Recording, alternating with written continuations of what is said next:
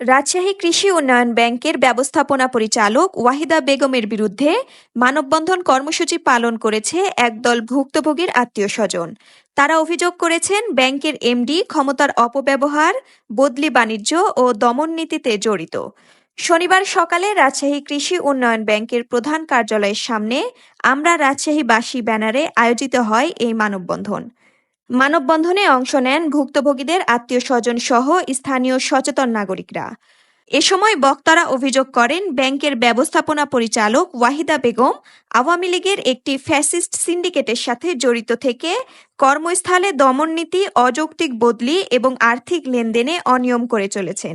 তিনি কৃষি ব্যাংকের ব্যবস্থাপনা পরিচালক হিসেবে এবং রাজশাহীতে দায়িত্ব গ্রহণ করেছেন, যা ব্যাংকিং খাতে আরেকটি গভীর ধ্বংসের অপচেষ্টা থেকে নিরপেক্ষ তদন্ত দাবি করছি।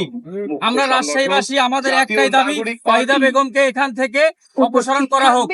আমরা ভুক্তভোগী। আমরা এখন ওয়াহিদা বেগমের পদত্যাগ সহ তার যথাযথ শাস্তি চাই। মানববন্ধনে উপস্থিত ছিলেন আহমেদ অরণ্য, জাফর আলী, মুসলিম মিয়া, আবু তালিব, ফয়জার রহমান এবং মোতালেব আকন্দ সহ অনেকে।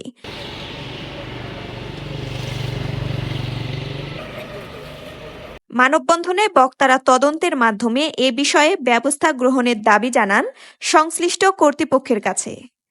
উত্তরভূমি ডেস্ক, রাজশাহী।